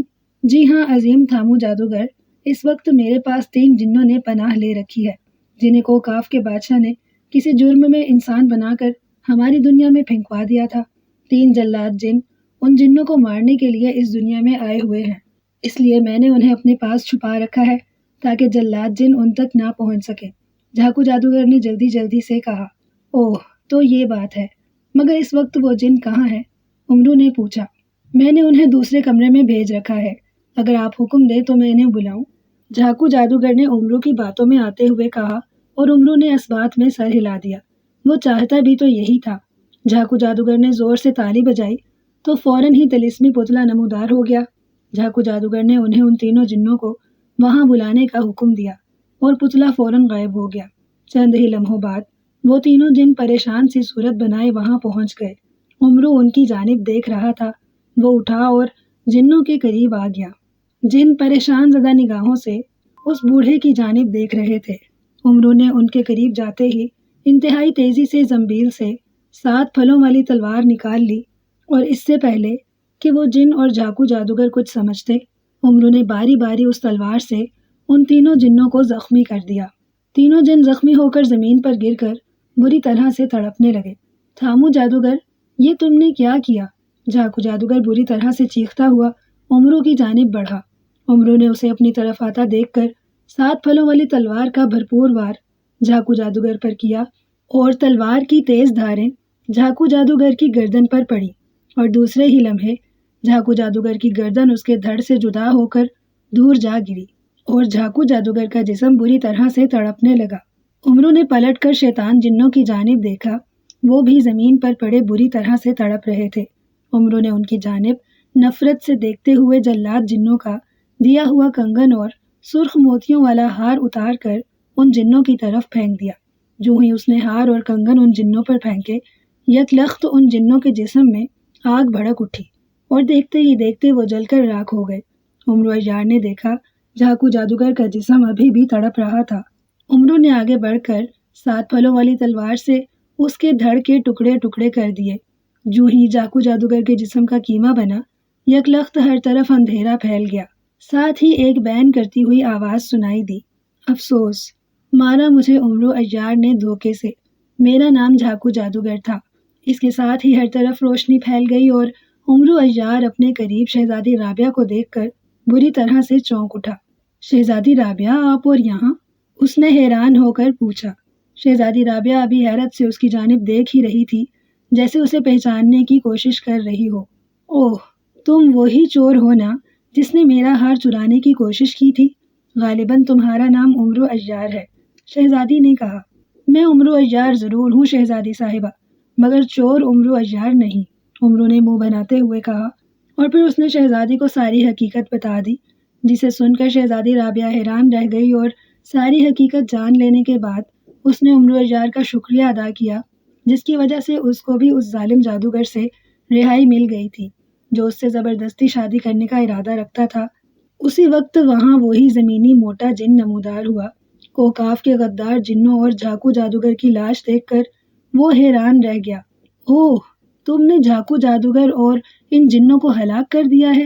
حیرت ہے، میں بھی سوچ رہا تھا کہ محل کی حفاظت کرنے والی بلائیں کہاں غائب ہو گئی۔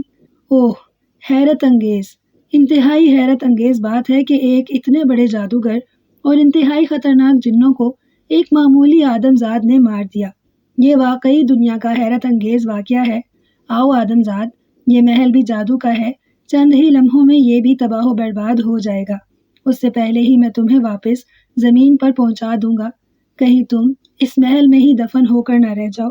زمینی موٹے جن نے کہا، ٹھیک ہے، میں تمہارے ساتھ چلوں گا موٹے جن، مگر چند لمحے ٹھہر جاؤ، میں ابھی آتا ہوں۔